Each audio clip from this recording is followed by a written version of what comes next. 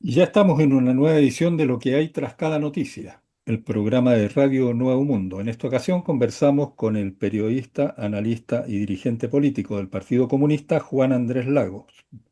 ¿Cómo está, Juan Andrés? ¿Qué tal? Aquí estamos, aquí estamos. Muy bien. Bueno, por supuesto que vamos a abordar el nuevo escenario político que se configura a raíz del resultado de las elecciones presidenciales del domingo recién pasado, donde triunfó José Antonio Kast, y las primeras señales que ha dado el presidente electo, tanto en el plano nacional como en el plano internacional. Usted Así sabe que es. ha visitado Argentina a reunirse con Milei y ya ha destacado algunas de las llamadas de saludos que ha recibido, por ejemplo, la de el premier de Israel, ¿no? Sí, hay un tremendo tema. Hay que tener en cuenta que Chile tiene una cierta tradición que solo fue rota por la dictadura de Pinochet, eh, y que es una tradición de política internacional, de política de Estado, que se fue construyendo con mucho soporte desde el punto de vista de un concepto de soberanía, de un concepto de independencia, de un concepto de Estado nacional, de un concepto de respeto a la autodeterminación de los pueblos, en fin, hay varias cuestiones ahí muy sustantivas.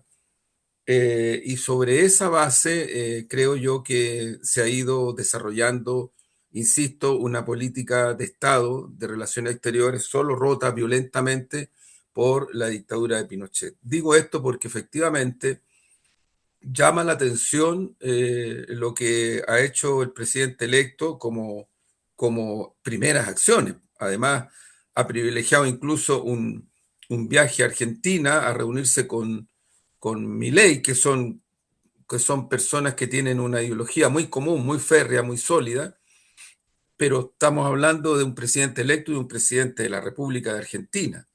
Claro. Entonces creo yo que ahí hay un tremendo, efectivamente, temazo. Si es que efectivamente sigue en ese despliegue, se está produciendo en los hechos una interrupción muy fuerte de esta política y de esta tradición de Estado, insisto, que tiene que ver con los intereses nacionales de Chile. Yo el otro día en un programa al cual me invitaron, decía, ojalá, pero parece que no fue así, y si fue, no se explicitó nada, que hubiera estado en esta reunión con Milei el tema de la relación bilateral de Estado a Estado, el tema de integración, el tema del intercambio en los planos académicos, turísticos, en los planos culturales, en fin, hay muchos ámbitos a partir de los cuales con Argentina podemos tener una relación bilateral muy intensa, pero por sobre todo en estos momentos el tema de la paz, porque nosotros tenemos una historia con Argentina concreta, no es una invención.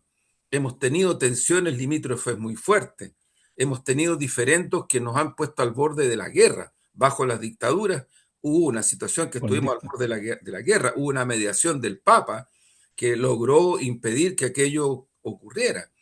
Y en ese claro. contexto hemos tenido diferendos en relación a la Antártida, en relación a la Patagonia, a la zona austral, en relación a otros aspectos. Y digo esto porque las últimas acciones que ha realizado el gobierno de Milei es compra de armamento. O sea, hay una lógica de militarización. Entonces, creo que es bien importante observar con mucha atención lo que está cursando. Si el presidente electo ha hecho esos vínculos con Netanyahu, está entrando en una zona extraordinariamente compleja para Chile, no para un sector, porque Chile es un país que tiene una política de principios, incluso sustentada por su propia historia, respecto de los genocidios, respecto de los ataques a otros estados, a otros pueblos, y en concreto, lo que hemos vivido en estos últimos años es una invasión genocida de Israel apoyada por Estados Unidos y por la OTAN sobre el pueblo palestino, ¿no? O sea, este no es una tribu, no lo digo con todo respeto, es un pueblo. Y es un pueblo que Exacto. está en un territorio. Y ocurre que frente a esa situación se ha producido y se sigue produciendo hasta hoy mismo un genocidio tremendo, brutal, que apunta en contra de una soberanía del pueblo palestino, a supervivencia básica, mínima, a la vida, y creo que es muy, muy, muy grave si esto llega a cursar como se ha conocido respecto de lo que ha hecho el presidente electo en tanto respecto de Argentina, tanto respecto de eh, Israel y la agresión genocida al pueblo palestino. Claro. Sí, son gestos muy preocupantes, tanto en el plano internacional como en lo referido a lo nacional, porque también posó y trató de hacer cierta actuación histriónica con Milei, con la motosierra de Milei, ¿no? Esa fue una señal hacia el país, hacia Chile, porque sabemos para qué ha usado esa motosierra Milei. Así es, yo creo que hay gestos que son muy complejos para Chile. Yo con mucho respeto lo digo respecto a Argentina, pero para Chile son muy complejos. Yo comparto este diagnóstico que es un diagnóstico de realidad, que lo que está haciendo Milei en Argentina, en Chile se hizo con un golpe de Estado. Es así es, o sea, y lo que al parecer muestra esta línea que está abriéndole camino el presidente electo de Chile es ir más profundamente a operar sobre lo que ya se ha hecho, que algunas cosas han cambiado, pero lo sustantivo y lo grueso sigue igual. O sea, la Claro, estructura de Chile, un Estado subsidiario de 7 familias que controlan más del 75% de la economía real, un país que es tremendamente dependiente de Estados Unidos y de las transnacionales, un país que todavía no logra concluir una transición a la democracia y que es un hecho de realidad. A mí me parece que es muy complejo que aquí se esté apuntando a través de este tipo de gestos y de relaciones a algo que yo creo que puede traer consecuencias muy, muy brutales para el país, para Chile entero. No estoy hablando de solo de un sector, sino que para el país entero desde el punto de vista de lo que tiene que ver con soberanía y lo que tiene que ver con economía, con cultura, con idiosincrasia, en fin, hay un montón de ámbitos en los cuales yo diría que hay que mirar con mucha, mucha atención lo que está cursando. exacto. Estamos conversando en lo que hay tras cada noticia con Juan Andrés Lago, analista y dirigente político del Partido Comunista. La señal en cuanto a Israel se alinea en perfecta sintonía con los gestos que han tenido todos los mandatarios de derecha que han sido electos en este último periodo en América Latina, ¿no? O sea que hay un alineamiento ideológico claro. Efectivamente, efectivamente, es un alineamiento ideológico muy, me atrevería a decir, incluso muy violento, ¿no?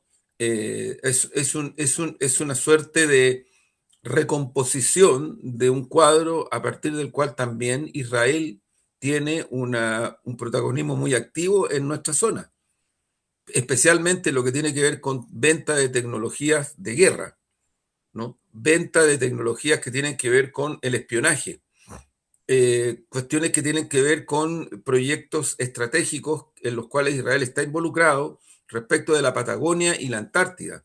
O sea, estamos hablando de cosas muy concretas y que a mí me parece que son extraordinariamente peligrosas para los intereses nacionales del Estado chileno y también para la región, que en verdad lo que ha ido buscando en las últimas décadas, cuestiones que no se han logrado construir efectivamente, pero que ha ido tratando de abrirle camino a hacer de nuestro continente una zona de paz, ¿no? Eso está establecido en el derecho internacional, es muy importante porque declarar a una región, a un continente zona de paz en lo concreto implica que quienes suscriben ese acuerdo, en este caso los países de la región, se comprometen a no usar las armas contra otros países y a buscar siempre los procesos de diálogo para resolver conflictos, fuera, dentro de la región y fuera de la región.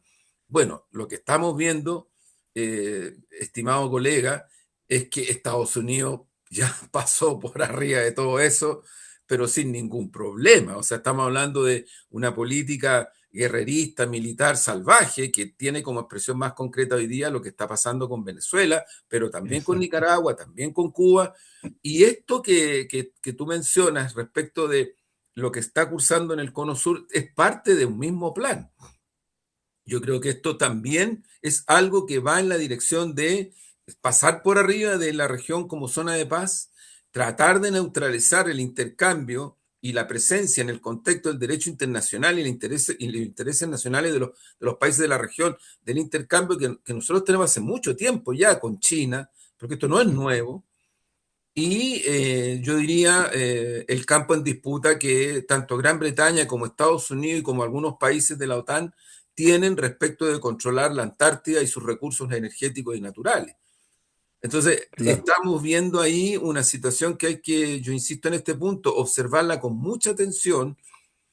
Hay que recordar que Macri difundió la otra vez, hace un tiempo atrás, una declaración que le habría señalado Trump y Trump no la desmintió.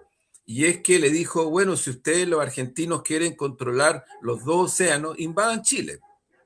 claro, Punto. Entonces estamos hablando de una geopolítica muy violenta, muy basada en la guerra, muy basada no en el diálogo, no en la integración, no en la paz, sino que en quién tiene más fuerza y quién golpea más duro.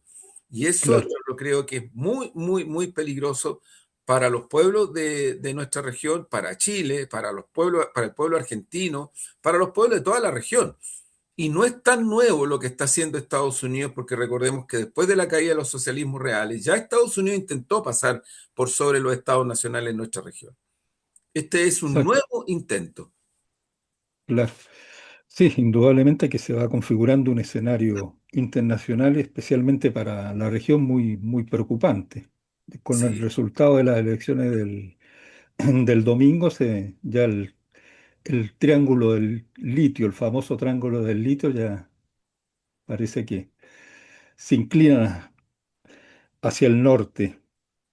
Eh, Quisiéramos conocer también su lectura acerca de las elecciones presidenciales, ya que por supuesto que hay infinidad de opiniones en las redes, en los medios de comunicación, de evaluaciones, de consideración acerca de cuáles fueron los factores que condujeron al triunfo de Kast y a la derrota de Janet Jara, pero nos gustaría saber cuál es su opinión sobre estas elecciones presidenciales sí. y cuál es el escenario político o algunos perfiles de ese escenario que se abre después del triunfo de la ultraderecha en Chile.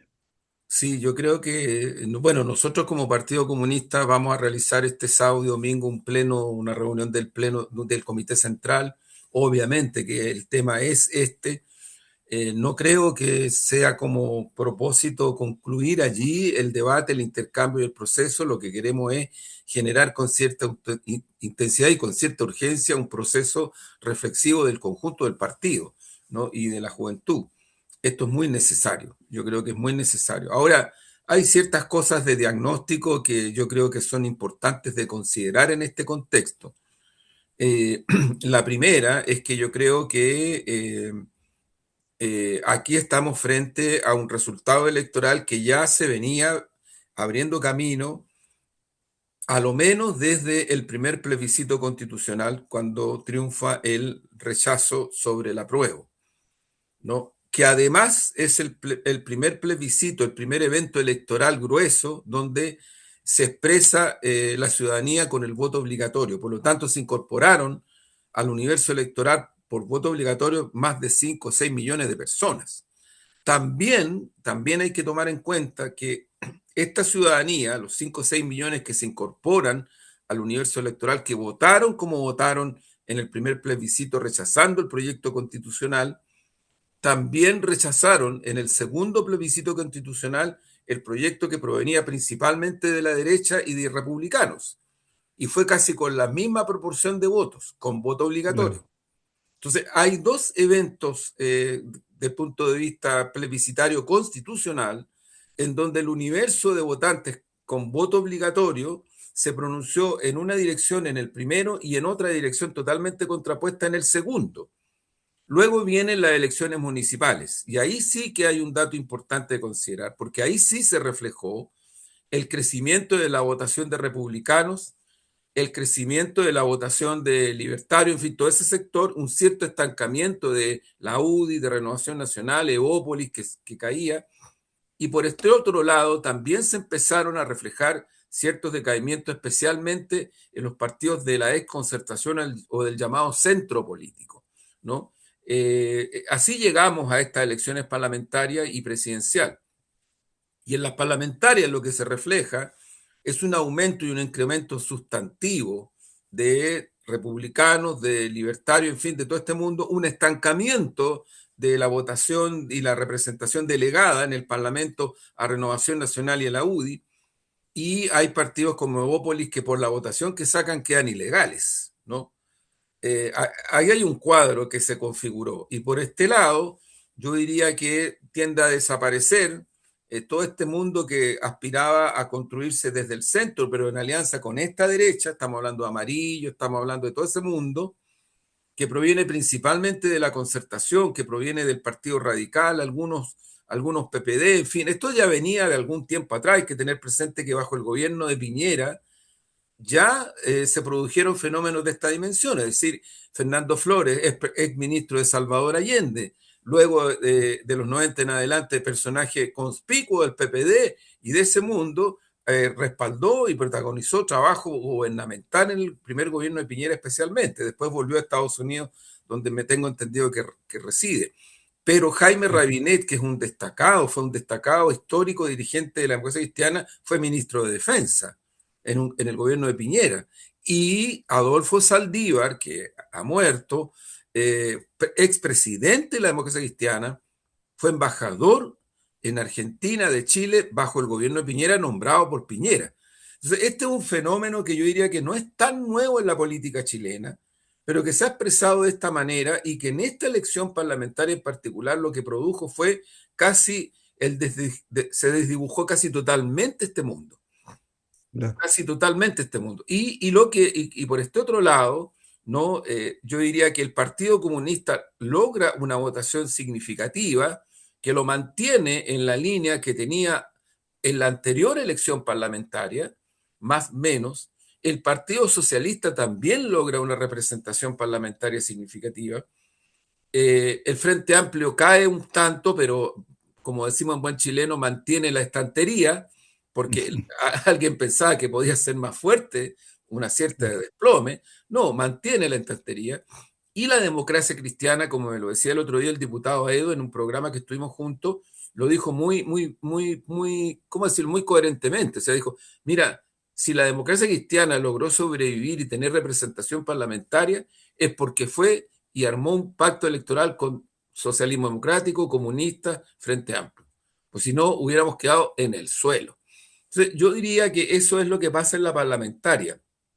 Y lo que ocurre en la presidencial, a mí me parece que es necesario hacer un análisis muy profundo porque aquí en la presidencial parlamentaria, tanto en primera como en segunda vuelta, lo que se reflejó con mucha crudeza es este votante del voto obligatorio que tiene un rasgo que es muy importante y que no viene de hace un año ni hace 2 años, viene hace mucho tiempo, viene de décadas. Estamos hablando de la década del 90 en adelante, el siglo pasado.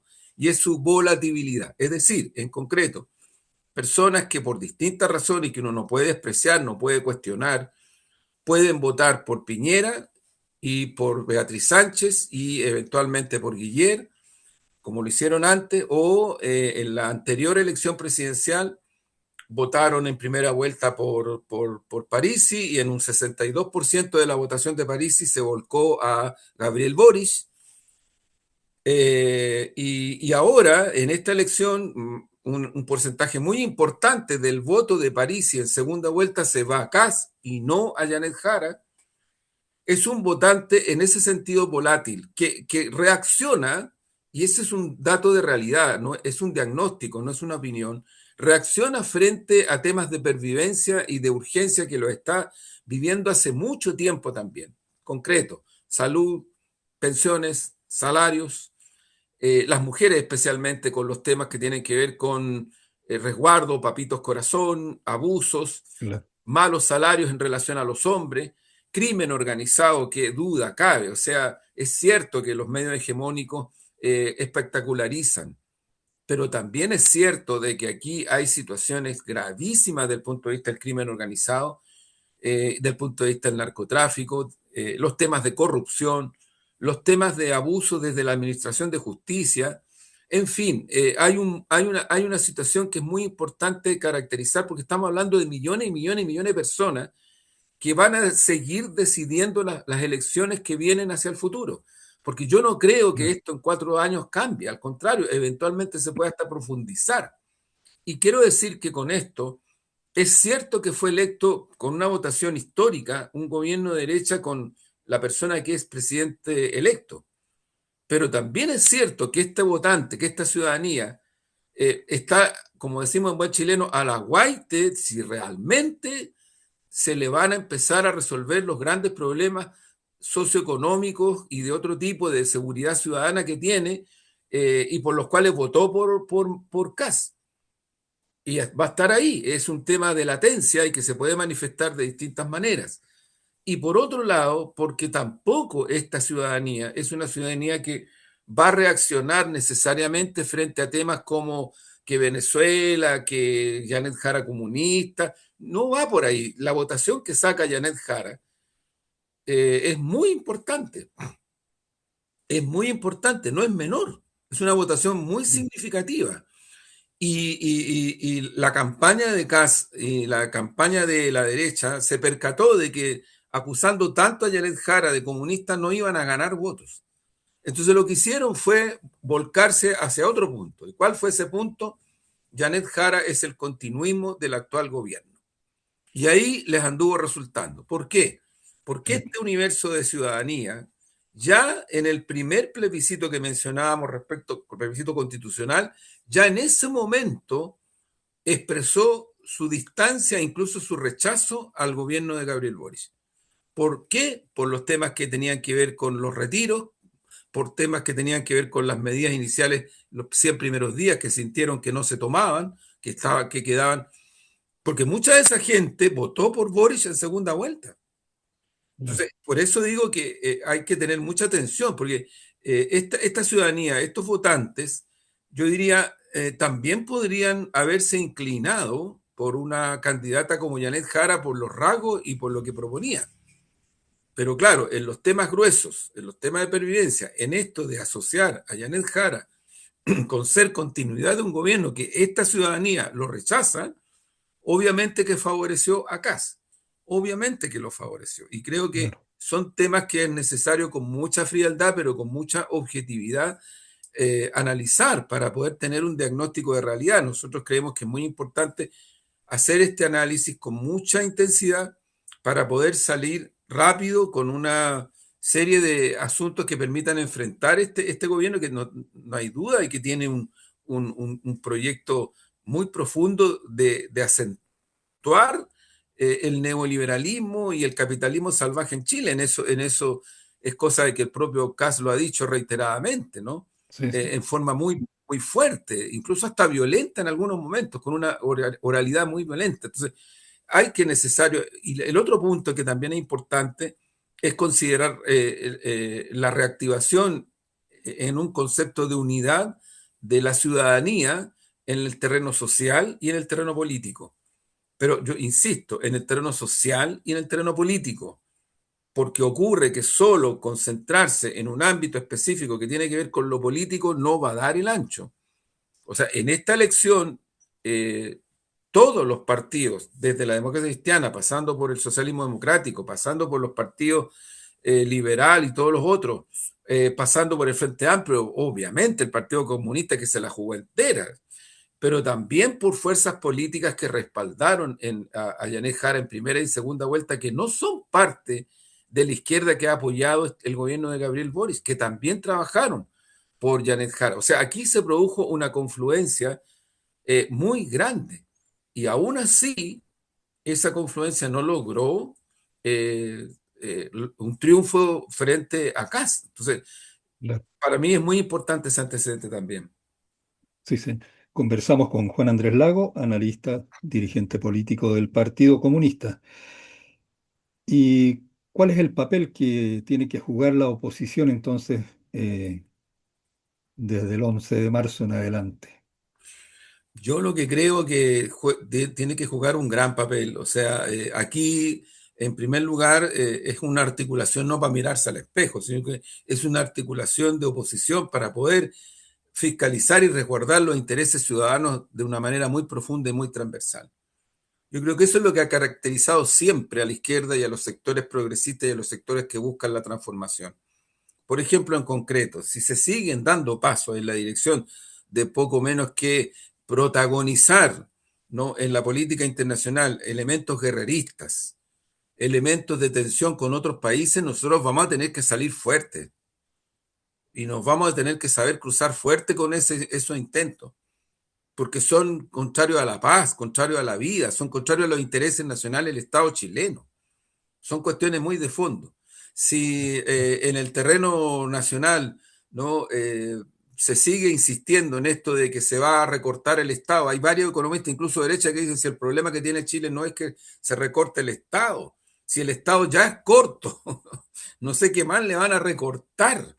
Es un Estado subsidiario que no ha cambiado en esa condición. Lo que Chile necesita es un Claro. crecimiento y un dinamismo para generar mayor trabajo y productividad. Eso lo saben también la gente de la derecha. Pero si frente a eso se empiezan a producir abrupta y violentamente recortes a las fuentes laborales, recorte a los salarios, recorte a derechos ciudadanos que se han conquistado con mucha dificultad, yo creo que la oposición va a tener que estar muy inserta en los territorios, trabajando muy fuerte a nivel de los gremios, de los sindicatos, de los frentes sociales, para poder dinamizar una acción que permita efectivamente y en forma muy democrática salir al paso de todo esto y abrirle paso incluso en estas circunstancias a propuestas que se necesitan seguir empujando. Mira, bajo los dos gobiernos de Piñera, hubo momentos en los cuales precisamente esta movilización social y política logró conquistar cuestiones que Piñera tuvo que llevar al Parlamento. Si esto no es tan mecánico, esto no es que porque tiene la mayoría que tiene y porque tiene el gobierno que tiene, el régimen va a poder hacer lo que se le ocurra desde el punto de vista de los intereses ciudadanos. Y ahí es donde yo creo que hay que centrar con mucha fuerza, y comparto mucho tu visión, tu pregunta, con mucha fuerza el rol de la oposición. Yo creo que ya hay mucha experiencia desde el punto de vista de que sí, el Parlamento es muy importante y lo va a seguir siendo. Pero ahí no es el único espacio donde se hace la política, y menos la política ciudadana que tiene que ver con los intereses de la población mayoritariamente. ¿No? Ahí hay que mirar con mucha atención, porque yo también no tengo duda que a lo menos una parte de las fuerzas de derecha que triunfaron van a seguir profundizando su presencia en los territorios. No lo van a abandonar, no lo van a soltar. Ellos saben que necesitan también ese respaldo territorial ciudadano, pero que está en disputa porque la ciudadanía lo que quiere es vivir mejor, es tener Claro. salud, es tener pensiones, es tener educación, es tener salario. O sea, estamos hablando de ese tipo de cosas. Indudablemente que entonces la articulación de lo político y lo social va a jugar un papel importantísimo, cosa que no se observó durante el gobierno de Gabriel Boric, ¿no? Donde importantes proyectos que se llevaron al Parlamento no fueron acompañados por una gran movilización social. Faltó Exactamente, el nexo.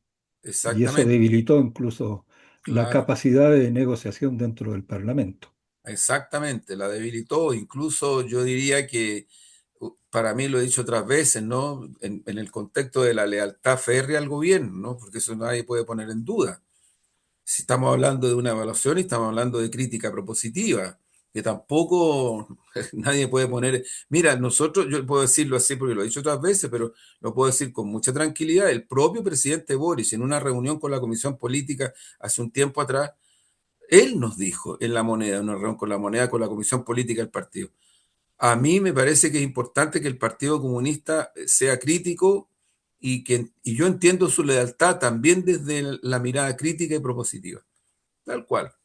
Yo creo que él entendía que se trataba de eso, que el rol de un partido no es la obsequiencia plena y a todo que sí, porque no es ese el papel de un partido que es parte de un gobierno y que está ayudando a que al gobierno le vaya bien. Dicho esto, yo creo, comparto contigo, o sea, yo creo que un error garrafal de nuestro gobierno fue el haber hecho un proceso a partir del cual, para esta ciudadanía de la cual estamos hablando, lo que parecía era que el gobierno privilegiaba el diálogo con los que se oponían a los proyectos y cuando se lograba algo, el propio gobierno le daba espacio de legitimidad para llegar a esos acuerdos a esta oposición que fue la que boicoteó mucho, boicoteó el tema del secreto bancario, boicoteó cuestiones muy importantes. Yo doy fe de eso porque me tocó en el primer y segundo año ser parte de eso.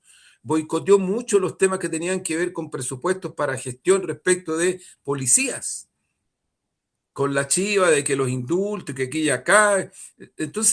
Pero todo esto no llegaba a la ciudadanía como una expresión de boicot, sino que llegaba como una expresión de frustración frente a situaciones o cosas que no se lograban. Mira más, teniendo un tremendo valor el proyecto de pensiones, el que se aprobó. Sin embargo, no era el proyecto original. Porque el Claro. proyecto original del gobierno era mucho mejor, era más profundo. ¿Y por qué no se pudo? Porque la derecha, porque los dueños de la AFP le pusieron trabas y pusieron condiciones y finalmente dijeron, bueno, si no se hace esto, no damos el punto de aprobación. Entonces, yo creo que esto es una gran lección, yo comparto contigo eso, es una gran lección, es una gran lección, porque ocurre que frente a un gobierno a una fuerza, a fuerzas políticas que tuvieron esta posición, tú no podías regalarles el espacio ciudadano para que la ciudadanía finalmente dijera, bueno, pero ¿qué pasa aquí? Se pusieron de acuerdo, sí, pero se pusieron de acuerdo y ¿qué se logró para nosotros, para la ciudadanía? Y ahí es donde yo Claro, diría que está el punto de referencia que es necesario evaluar con mucho más profundidad. claro.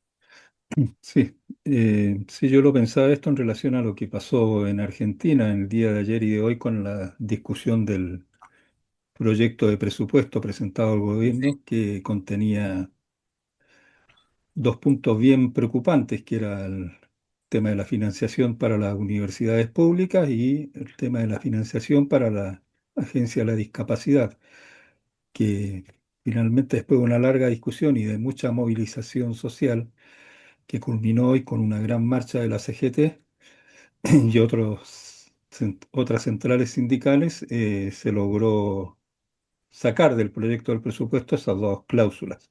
claro. Entonces eso es una muestra clara de que la movilización social también tiene un peso Es esencial clave. en la resolución de este tipo de conflictos.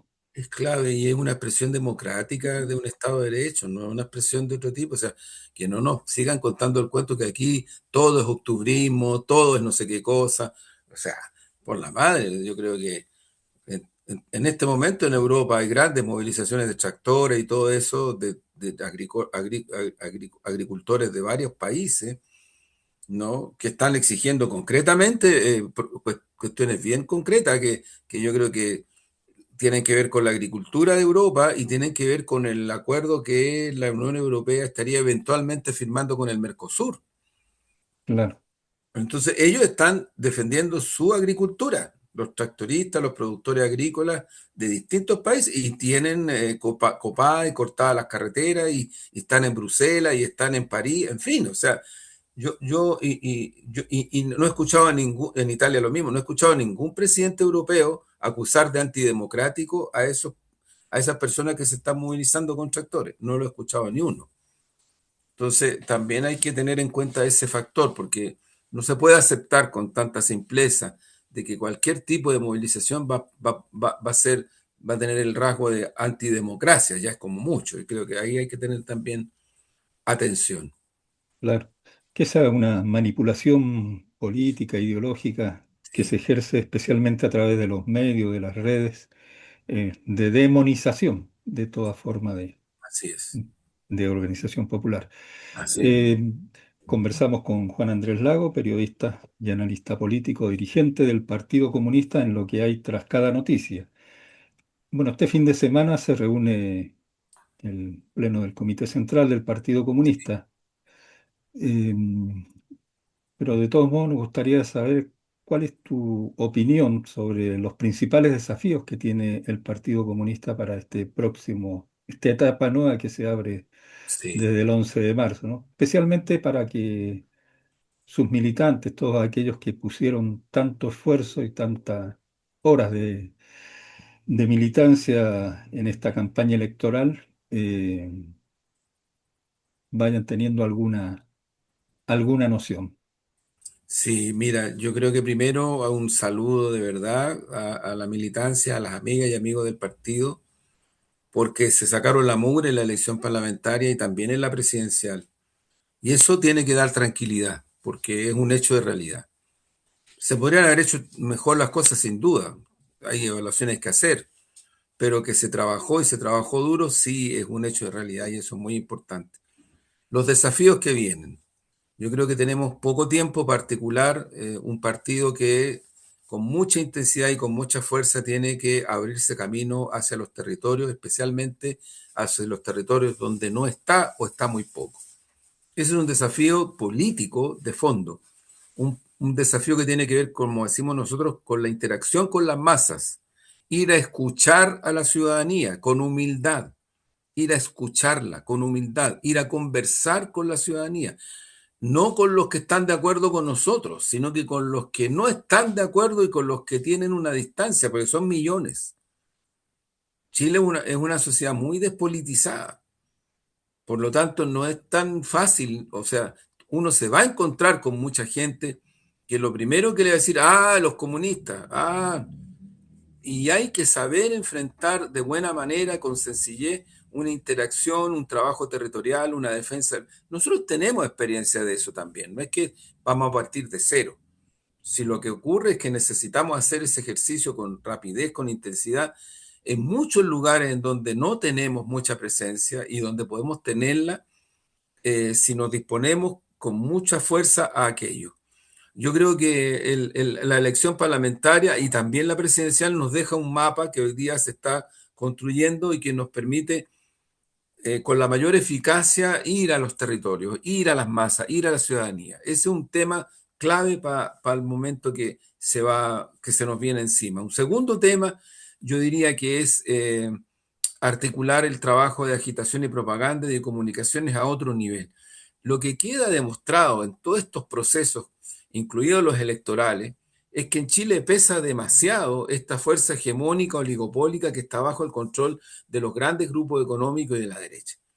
Aquí en Chile no existe pluralismo. Yo todas las veces que estoy en la radio saludo y felicito a los trabajadores de la Radio Nuevo Mundo y a los trabajadores de otros medios que tienen estas características porque le hacen un empeño para que los medios puedan sobrevivir enorme, gigantesco. En Sí. comparación al poder económico que tienen los medios hegemónicos y oligopólicos, es que decir, la desproporción es absoluta, es impresionante. Entonces, yo creo que eso también tenemos que saber enfrentarlo, porque no mañana, ni pasado, esto va a cambiar del punto de vista que llegara por arte de magia, ¿no es cierto? Una situación a partir de la cual se produce una reconversión del sistema mediático y empieza a haber un pluralismo de verdad, con recursos económicos más o menos proporcionales para todas y para todos. Eso no va a ocurrir. Y por lo tanto tenemos que buscar los caminos que nos permitan que Radio Nuevo Mundo, que El Ciudadano, que en fin, otros medios, los medios territoriales, los medios comunitarios, vayan a las redes, los podcasts, en fin, vayan logrando una ascendiente cada vez mayor en relación a la ciudadanía que se conecta, que está interactuando, que está metida en TikTok, que en fin, hay múltiples y diversas tecnologías que hoy día es necesario trabajar. Yo diría que ese también es un desafío porque nuestra sociedad en apariencia es una sociedad plural, pero en verdad es una sociedad muy direccionada y controlada por grandes medios hegemónicos que todos los días te están dando, y que bueno, el efecto es real, pues, o sea, generan opinión, generan conciencia, generan la visión del mundo que la persona necesita para actuar en la cotidianidad. Yo creo que el desafío de elevar cualitativamente y cuantitativamente el trabajo de comunicaciones, de agitación y propaganda, las brigadas, la interacción, las redes, los podcasts, en fin, es inmenso para efectos de poder neutralizar algo que tiene un sentido muy, muy fuerte cuando se ven no solamente las definiciones de las elecciones, sino que en, en todos los procesos, en todos los Exacto. procesos. Sí, indudablemente que es así. Muy bien, Juan Andrés Lagos, queremos agradecer tu tiempo para esta charla tan interesante y nos volveremos a encontrar la próxima semana en lo que hay tras cada noticia. Muchas Hasta gracias pronto. por la invitación y como siempre lo digo, un abrazo a ti y a los trabajadores de la radio por el tremendo esfuerzo que hacen, ¿eh? Muchas gracias. Gracias. Gracias. Hasta pronto. Hasta pronto. Conversamos con Juan Andrés Lago, periodista, analista político y dirigente del Partido Comunista, en lo que hay tras cada noticia.